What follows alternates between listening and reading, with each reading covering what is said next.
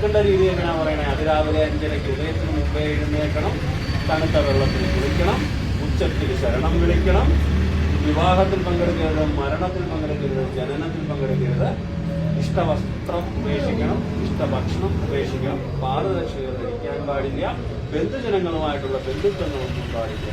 മുദ്ര ധരിച്ചാൽ സ്വാമിയായി, ജാതിയില്ല, മതമില്ല, ലിംഗഭേദാദി അവസ്ഥകളൊന്നുമില്ല, സ്വാമി.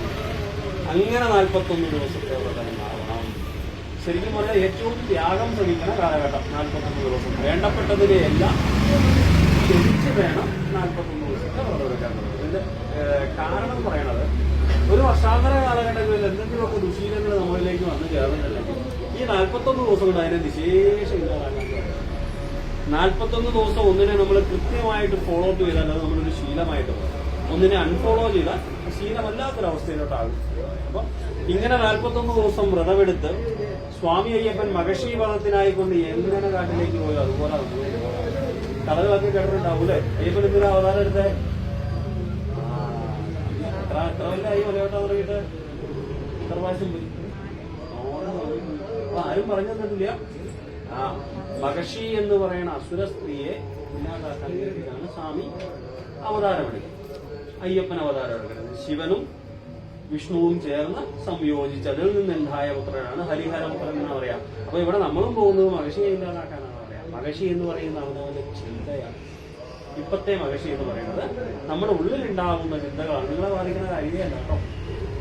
നമ്മുടെ ഉള്ളിലുണ്ടാവുന്ന ചിന്തകളാണ് എന്നാ പറയാ. അപ്പം ഭഗവാൻ മലയ്ക്ക് പോയ അല്ലെങ്കിൽ കാനനത്തിലേക്ക് പോയ ശൈലി പറയണത് 2 അറകളുള്ള പുലിസഞ്ചിയില് മുൻകെട്ടിൽ ദേവപൂജയ്ക്കുള്ള വസ്തുക്കളല്ല നമ്മൾ നിറച്ചതെല്ലാം അങ്ങനെ തന്നെ. ഓരോന്നിനും ശാസ്ത്രം. നമ്മളെ മുൻകെട്ടിലേക്ക് നിറച്ചു വെച്ചിരിക്കുന്ന ഓരോ വസ്തുക്കൾക്കും ശാസ്ത്രം പറയണ്ട. ആദ്യം നെയ്മുദ്രയും കാണിക്കുക.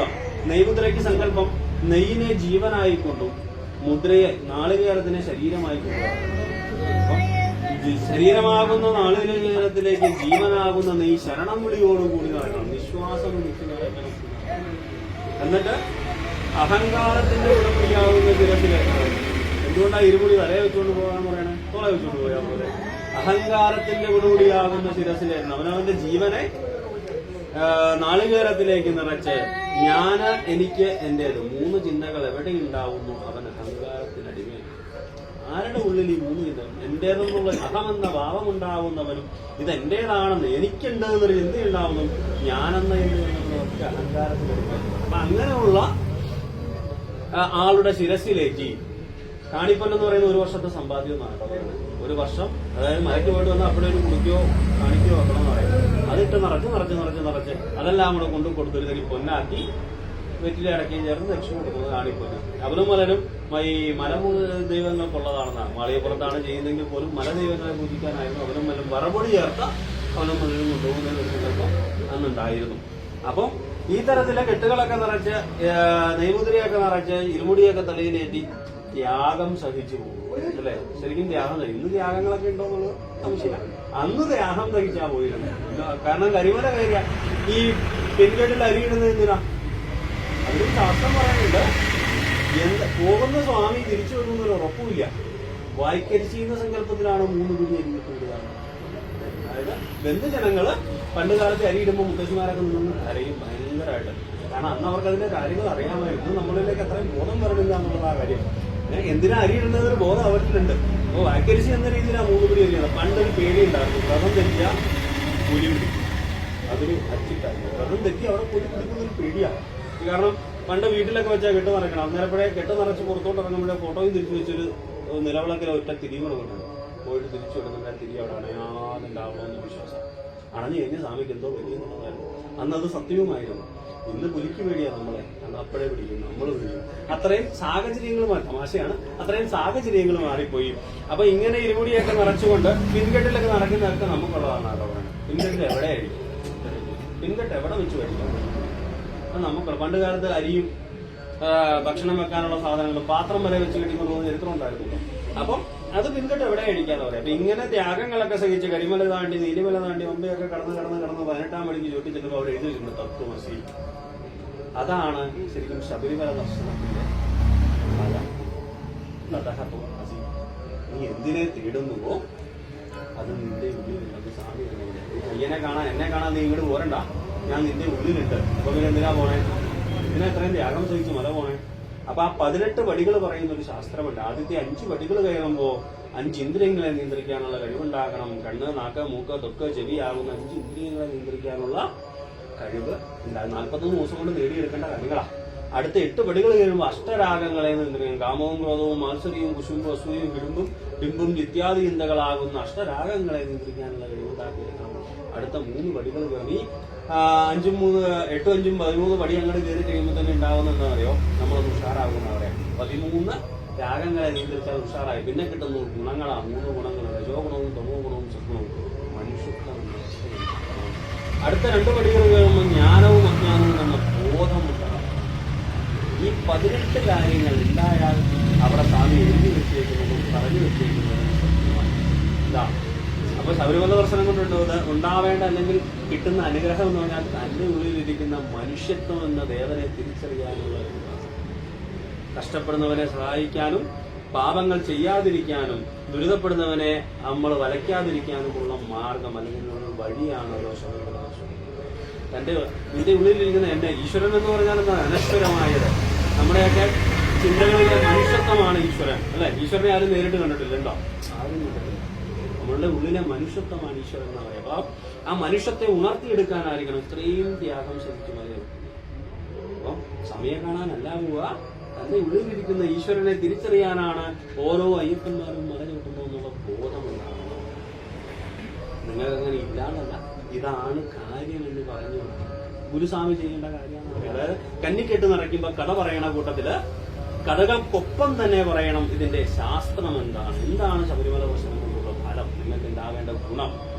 ഇപ്പം എല്ലാരും പോകുന്നുണ്ട്, ഞാനും പോകുന്നുണ്ട്. എന്തിനാ പോകുന്നത്? അയ്യപ്പനെ കാണാൻ പോവാ. അയ്യപ്പനെങ്കിലും പോവോ? ഇവിടെ ഇല്ലേ അയ്യപ്പൻ? എന്ത് കണ്ണടച്ച് പറഞ്ഞാൽ കണ്ണിനുള്ളിൽ കാണാൻ പറ്റും അയ്യപ്പനെ. പിന്നെ എന്തിനാ അത്രയും ത്യാഗം സഹിച്ച് നീ മലയ്ക്ക് പോകുന്നതെന്ന് ചോദിക്കുന്നുണ്ടാവുന്ന ഒരു ആൻസറാണ്. തന്റെ ഉള്ളിലിരിക്കുന്ന മനുഷ്യത്തെ തിരിച്ചറിയാനാണ് ഓരോ ഭക്തനും മല ചവിട്ടേണ്ടത്. 3 കാര്യങ്ങളാണ്: ഭയം, ഭക്തി, വിശ്വാസം. ഈ 3 കാര്യങ്ങൾക്ക് പ്രാധാന്യം എപ്പോഴും ഉണ്ടായിരുന്നു.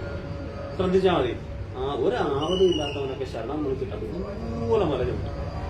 ആവതുള്ളവരൊക്കെ അതും പാടി പമ്മി കയറി പോകും. അവിടെ ഭക്തി എന്നുള്ള ബലമുണ്ടെങ്കിൽ ആരോഗ്യം ആവശ്യമില്ല ശരീരത്തിനെന്ന് പറയും. ഭക്തി എന്നതിന്റെ നൈർമല്യം ഇല്ല എന്നുണ്ടെങ്കിൽ എത്ര ആരോഗ്യവാനും ഇഴഞ്ഞേ കയറും. ഇതാണ് മലയുടെ ഫലം പറയുന്നത്. ശബരിമലയുടെ പ്രത്യേകതയാണ്. അപ്പൊ എന്തുകൊണ്ടാണ് കാട്ടിപ്പോയിരിക്കണേ? ഇവിടെ അങ്ങനെ ഇരുന്നാ പറയുന്നത് അല്ലെ? എന്തുകൊണ്ട് ഇങ്ങനെ ആയില്ല? അവിടെ ഇതൊക്കെ ചിന്തിക്കേണ്ട കാര്യങ്ങൾ. എന്തുകൊണ്ട് ഇങ്ങനെ ആയില്ല? ഇത്രയും സിറ്റികൾ വികസിച്ച് വന്നപ്പോൾ എന്തുകൊണ്ട് അവിടെ വികസിച്ചില്ല? ഇങ്ങനൊരു തീരുമാനമാക്കി വെച്ചിട്ടുണ്ട്. ഇത്രയും സഹിച്ചേ നീ വരാവൂ. അപ്പൊ നിന്നെ ഈ ഒരു കാലഘട്ടം കൊണ്ട് നീ ചെയ്ത പാപങ്ങളൊക്കെയും കഴുകിക്കളഞ്ഞു വരണം. അപ്പൊ ഇത്രയൊക്കെ ത്യാഗം സഹിച്ച് ഈ 18 രാഗങ്ങളെയൊക്കെ നിയന്ത്രിച്ച് മുകളിൽ കയറി ചെന്ന് നാളികേരം ഉടച്ച് സ്വാമിയിലേക്ക് നെയ്യ് അഭിഷേകം ചെയ്യുമ്പോ നെയ്യ് അഭിഷേകം കണ്ടിട്ടുണ്ടാവുമല്ലോ അല്ലെ? കോൺസെൻട്രേറ്റ് ചെയ്ത് കണ്ടിട്ടുണ്ടോ? ശ്രദ്ധയോടുകൂടി നെയ്യ് അഭിഷേകം കണ്ടിട്ടുണ്ടോ? അത് അവിടെയാണ് എന്റെ ശരീരം മുന്നിരിക്കുന്നത്. കാരണം എന്താ പറയുക, അത് കാണണമെന്നാ പറയാ. കൊണ്ടുപോകുന്ന നെയ്യ് ഭഗവാന്റെ ശിരസിലേക്ക് ഒഴിക്കുമ്പോൾ അത് ശരിക്കും ശിരസിൽ നിന്ന് കിരീടത്തിൽ നിന്ന് നേരെ മുഖത്തിലേക്ക് എത്തും, മുഖത്തിൽ നിന്ന് കഴുത്തിലെത്തും, കഴുത്തിൽ നിന്ന് നെഞ്ചിലെത്തും, നെഞ്ചിൽ നിന്ന് ഉദരത്തിലെത്തും, ഉദരത്തിൽ നിന്ന് പാദത്തിലേക്ക് എത്തുമ്പോൾ നമ്മൾ ഈ സഹിച്ചുപോയ ത്യാഗങ്ങളൊക്കെ മനസ്സിലുണ്ടാവുന്നത് ഭക്തി നൈർമല്യമാണ്. ഈ 2 തുള്ളിൽ കണ്ണുതിരെങ്കിലും വരുന്നത്. കാരണം അത്രയും ത്യാഗം ഇത് കാണുന്നതോടുകൂടി ഭാവമുക്തി അവിടെ ഉണ്ടായി. പിന്നെ ജീവൻ പോയ നാളികേരം, ശിവൻ പോയാൽ ശവമായി എന്നാ പറയാം. അപ്പൊ ജീവനാകുന്ന നെയ്യ് സ്വാമിയിലേക്ക് ലയിച്ചു കഴിഞ്ഞാൽ പിന്നെ നാളികേരം ജഡമായി. അത് നേരെ മഹാ ആഴിയിലേക്ക് ഭയങ്കരമായിട്ടുള്ള തത്വങ്ങളാണ് പറഞ്ഞിരിക്കുന്നത്. മഹാ ആഴിയിലേക്ക് ഹോമിച്ചു കഴിഞ്ഞാൽ പൂർണ്ണ മുക്തിയായി എന്ന് പറയും. തമാശയ്ക്ക് പറയണ്ട, 1 വർഷത്തേക്ക് പാപം ചെയ്യാനുള്ള ലൈസൻസ് മേടിക്കാനാണ് വേണ്ടത്. കാരണം ഇതൊക്കെ തീർത്തല്ലോ, തിരിച്ചു വന്ന് ഒന്നേന്ന് തുടങ്ങാം, അടുത്ത കൊല്ലം പിന്നെയും. അപ്പം തമാശയാണ് എങ്കിലും ശരി, ഇതായിരിക്കണം മലദർശനത്തിന്റെ ഫലവും രീതികളും. അപ്പം ആ കാരണം ഇവിടെ വന്നപ്പോ കണ്ടേക്കണം പകുതി തിരിച്ചു കൊണ്ടുപോയി നാളികേരത്തിന്റെ ഗൗരിയിൽ. അങ്ങനെ ചില ശീലങ്ങളൊക്കെ കാണാറുണ്ട്. നെയ്മുദ്രയുടെ പകുതി ഇങ്ങനെ കൊണ്ടുപോയി ഇവിടെ കൊണ്ടുവന്ന് കൊത്തി കഴിഞ്ഞ് നാട്ടുകാർക്കൊക്കെ കൊടുക്കും. എന്റെ ഭാഗം നീയും കൂടെ തിന്നടാ, നിനക്ക് കഴിക്കുന്നത് മോശാ. ആഴിയിൽ ഹോമിക്കേണ്ടത് ആഴിയിൽ ഹോമിച്ച് തന്നെ തീർക്കണം. പണ്ട് മുതലേ ആചാര്യന്മാര് പറഞ്ഞേക്കുന്ന വിധിയതാണ്. ഇതാകുമ്പോ ഈ നെയ്യ്ക്ക് അത് കുടിച്ച് ഇതിനൊരു ടേസ്റ്റ് ഉണ്ടല്ലോ, അതുകൊണ്ട് അതിന് തിരിച്ചു പകുതി അവിടെ കളയും, പകുതി സാമ്യം പിടിച്ചു, പകുതി ഭാവം ഞാൻ അവിടെ തീർത്തു, ബാക്കി ഇങ്ങ് പോയിട്ട്. ജഡമാണ്, ബോധം ഉണ്ടാവണം. ഓരോ സ്വാമിയും ജഡമാണ്. ചൈതന്യമാകുന്ന നെയ്യ് സ്വാമിയിൽ ലയിച്ചു കഴിഞ്ഞാൽ പിന്നെ ജഡമായി, ശരീരമായി. ജീവനില്ലാത്ത ശരീരം മഹാ ആഴിയിൽ ഹോമിക്കണം. വെറുതെ എന്തിനാണ് അവിടെ അഴി കൂട്ടിയിട്ടേക്കുന്നത്? ഈ നാളുകാരെന്നപ്പം ഇവർക്കെടുത്തത് കൈകാര്യം ചെയ്താൽ പറ്റും. ഇതിന് ഓരോ ശാസ്ത്രവും രീതികളും പറഞ്ഞിട്ടുണ്ടാവും. അപ്പൊ ഈ ഒരു ചിന്തയോടുകൂടി വേണം സ്വാമിമാര് മല ചവിട്ടാൻ. അങ്ങനെ പോയത് കണ്ടു നോക്കിയിട്ട് ഒരു തിരക്കും വറകാണ്. അവിടുത്തെ ഒരു തിരക്കും നമുക്ക് വറകാണ്. സുഖമായിട്ട് അയ്യപ്പം കൊണ്ടുപോയി ഭക്തി ഉണ്ടാവണം കേട്ടോ ഉള്ളില്.